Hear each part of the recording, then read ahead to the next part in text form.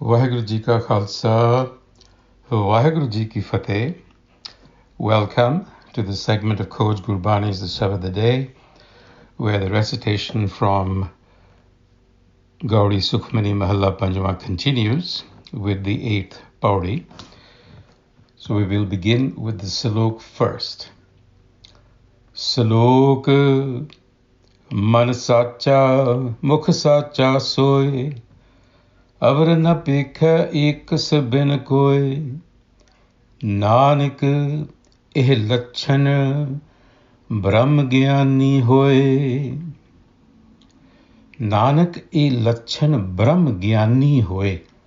This is an indication of what to expect in this Ashtapadi. The Guru is speaking about the signs of a Brahm Gyani.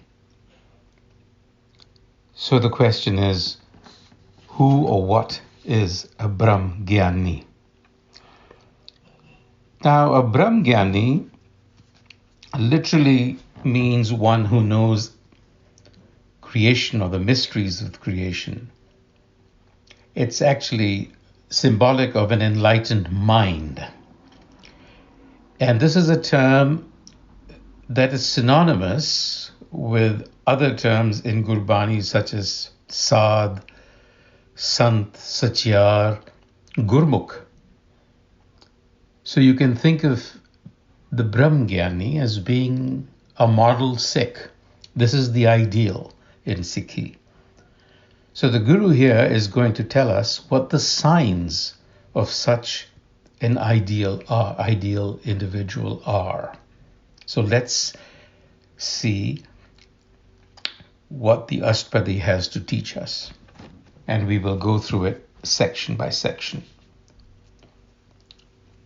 Ashtapadi Brahm Gyani Sada Nirlep Jaise Jal Meh Kamal Alep Brahm Gyani Sada Nirdokh Jaise Sur Sarb Ko Sokh ब्रह्म ज्ञानी के दृष्ट समान जैसे राज रंक को लागे तुल पवान ब्रह्म ज्ञानी के तीरज एक ज्यों बसुदा को खोदै को चंदन लेप ब्रह्म ज्ञानी का यह गुनाहो नानक ज्यों पावक का सहज स्वभाव.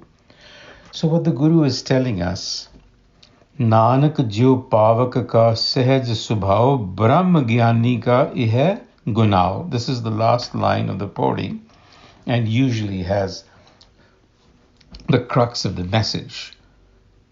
So what the Guru says here is that the enlightened mind has some innate qualities, virtues, right? And those are the ones that we want to find out. And so the Guru says, just like fire and heat is innate to fire. In the same manner, these qualities are innate to an enlightened mind. So what are those qualities? He begins by saying, Brahm Gyani Sada Nirlep Jaise Jal Meh Kamal Alep. An enlightened mind is unruffled in the world. Like a lotus flower blooming in muddy waters, an enlightened mind is untouched. It lives in the quagmire of attachments, but it blooms even in the quagmire of the world. So that's the first quality that has been listed. Nirlep, untouched. Brahm Gyani Sada Nirdokh, Jaise Sur Sarb Ko Dokh. An enlightened mind is free of bias. Like the sun. The sun dries everything. Likewise, it does not make any discrimination. And an enlightened mind is impartial. Like the wind. The wind embraces king and pauper alike. And that is what an enlightened mind is like. An enlightened mind endures like the earth, sustains all manner of injury to it and all manner of affection and love that others give to it. It endures all of that. And so therefore, these qualities of being unruffled, of being impartial, of being enduring in nature, to be able to endure with fortitude whatever comes your way. These are the qualities that he lists in the first section of the Ashtapadi. And then now we move on to the next section. Brahm Gyani nirmal te nirmala, jaise mail na lage jala. Brahm Gyani ke man hoye pragas, jaise tare upar आकाश. ब्रह्म ज्ञानी के मित्र सत्र समान, ब्रह्म ज्ञानी के नाही अभिमान. ब्रह्म ज्ञानी ऊंच ते ऊंचा, मन अपने है सब ते नीचा. ब्रह्म ज्ञानी सो जन भय, नानक जिन प्रभ आप करे. So Brahm Gyani se jan bhaye, Nanak jin prab aap kare. Aap kare. Now this can be a little confusing because it leads people to think that if it is in the hands of the aap or the self, then well, what am I supposed to do? But that's not the case. We should take that to mean that there is a level of motivation that is required. So Brahm Gyani se jan bhaye. The mind will become enlightened only when you will become motivated to walk this path, you see? And walking this path then means Brahm Gyani nirmal te nirmala, jaise mail na lage jala, which means that you first have to distill the mind of all its contamination. Like running water does not collect any sediments, the mind has to become like that. It has to stay untouched, remember? It cannot accumulate the impressions of whatever's happening to it, because then it gets caught in this, that, or the other. Brahm Gyani ke man hoye pragas, jaise tar upar aakas. Just like the sky above illuminates the earth, an enlightened mind is illuminated with the light of wisdom. Now, and then, being free of vanity and self-conceit, and treating friend and foe alike.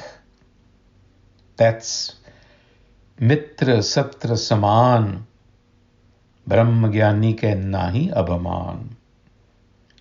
And then a mind like that reaches sublime heights, meaning its vision expands, its capacities expand. It discovers capacities it didn't even know it had. So that's the idea. And yet, with all of that, man apne hai sab te nicha. It remains filled with humility. Humility simply meaning it does not consider itself to be the source of creation, but rather a means that creation or the creative potency of the Creator is using. It still considers itself as an instrument. And then, further, in the third section, Brahm Gyani sagal ki reena, Atam ras Brahm Gyani china. Brahm Gyani ki sab upar maya, Brahm Gyani te kach bura na paya. Brahm Gyani sad samdarasi, Brahm Gyani ki drisht amrit barsi. Brahm Gyani bandhan te mukta, Brahm Gyani ki nirmal jugta. Brahm Gyani ka bhojan gyan, Nanak Brahm Gyani ki Brahm dhyan, Nanak Brahm Gyani ka Brahm dhyan, Brahm Gyani ka bhojan gyan. So essentially, in order to become enlightened, the food that you have to feed your mind is Naam, knowledge, wisdom. because as we have discussed before, Nam is the bridge that takes you from where you are to your essence, to your soul, to your center. So, Brahm Gyani ka Brahm Dhyan. So therefore, that's where your self-awareness has to be all the time. And what that does is it frees you of all impediments. You remember we talked about distilling the mind of its contamination? Well, it happens through Nam. Then it becomes Nirmal. Brahma Gyani Bandhanante Mukta, Brahma Gyani ki Nirmal Jukta. Your lifestyle becomes such that your mind then does not accumulate the deposits of the ego impressions. That's one way to look at it. And you then develop a gaze that is sweet like nectar. Brahm Gyani ki drisht amrit barsi. You become compassionate. Brahm Gyani ki sab upar maya. And no harm can come from you. So you see, the list continues. And then the outcomes of those qualities. And in the fourth subsection, Brahm Gyani ek upar aas, Brahm Gyani ka nahi binas, Brahm Gyani ke garibi samaha, Brahm Gyani paropakar umaha, Brahm Gyani ke nahi tanda, Brahm Gyani le tavat banda, Brahm Gyani ke hoy so pala, Brahm Gyani safal phala, Brahm Gyani sang sagal udhar, Nanak Brahm Gyani jape sagal sansar. Such a mind is a credit to humanity. Brahm Gyani sang sagal sansar udhar, Nanak Brahm Gyani jape sagal sansar. Because the motivations, the goals of a Brahm Gyani are very different. First, an enlightened mind pins its hope on the self. Brahm Gyani ek upar aas. And Brahm Gyani ki nahi binas. In other words, it never comes up short. It always accomplishes what it seeks to do. But then it seeks to do the right thing. And in the midst of all that, again, the emphasis on humility. Brahm Gyani ke garibi samaha. Garibi is humility of the mind. Again, not thinking of yourself as the center of the universe, but as an instrument. Brahm Gyani paropakar umaha. You're inspired to benefit humanity. That's the inspiration. So a mind that is virtuous, that has these divine qualities, actually thinks differently of its role in life. It sees itself as being in the service of a cause that is much larger than itself. And so an enlightened mind, therefore, lives in acceptance. Brahma Gyani ke hoye so pala, Brahma Gyani so phala phala.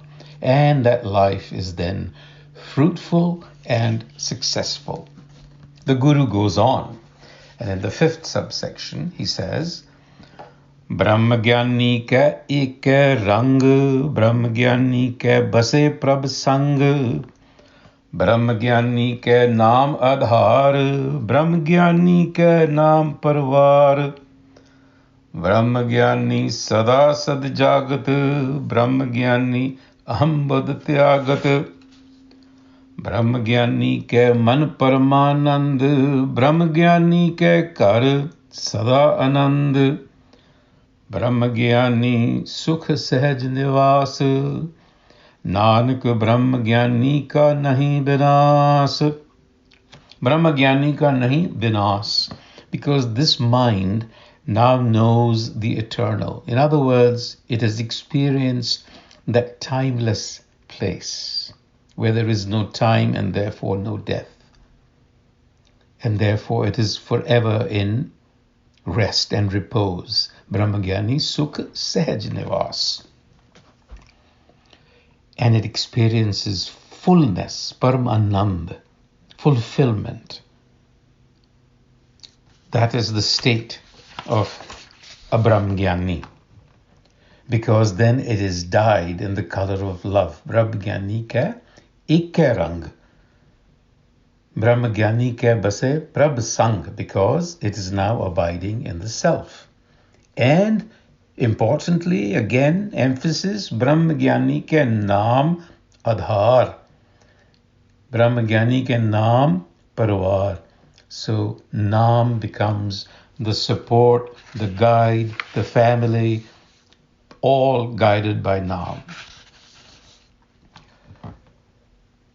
Section 6 of the Ashtapadi. Brahmagyani Brahma ka beta, Brahmagyani ek sang heta. Brahmagyani ke hoy achint, Brahmagyani ka nirmal mant. Brahmagyani jis kare prav aap, Brahmagyani ka bad pratap. Brahmagyani ka dars bad bhagi paiye, Brahmagyani ko bal bal jaiye. Brahmagyani ko khoje maheswar, Nanak Brahmagyani aap Parmeswar. And so here is the pivot. We've noticed that this term Brahmagyani is used for an enlightened mind, but it is also used for the enlightened mind with a capital E and M, meaning the Creator itself. And here the Guru is saying that there is no difference between an enlightened mind and the Creator. Brahmagyani ko khoje maheswar. This is a mind that even Maheswar, the gods, the deities of the Hindu pantheon, and we know that there are many, that they're all looking for this experience of an enlightened mind, of the Gurumukh, because that is the way you become one with the Supreme. So, Aap Parmeswar. Because then the mysteries of the universe are disclosed. Brahma ka peta, ek sang heta, then you are with the one. In other words, you are living in a unity of mind, in a unity of experience. And the unity, by the way, is you understand the oneness of reality, the oneness between what is not perceived by your senses, because your senses are limited. It cannot see extreme distances, nor can they see minute things, for example, right? So this is so consciousness is very subtle. So it's not something that the senses can really get a hang of. So you're able to, Gurmat teaches you how to pierce through this limitation. That's really the crux. It is Gurmat that will teach you how to do this, because the senses won't know by themselves. You have to assimilate various levels of understanding to get there. And that's what is being explored here, and the picture being painted for us. And now the Guru says, look, this is a state that is beyond any evaluation. Brahmagyani ki keemat nahi, Brahmagyani ke sagal manamahe. So this is the 7th section where he's saying this is really an incomparable state of mind. It is not something that you can evaluate, but yes, it is a state that is full of virtue. And who is to know the secret of an enlightened mind? Brahmagyani ka kaun jane ped. You see, and he provides an answer by saying that Brahmagyani ki gat Brahmagyani jane. It takes another enlightened mind to discern an enlightened mind. And so this enlightened mind is beyond the limitations of the senses that we talked about. And so Nanak pays homage to the enlightened mind. Nanak Brahmagyani ko sada namaskar.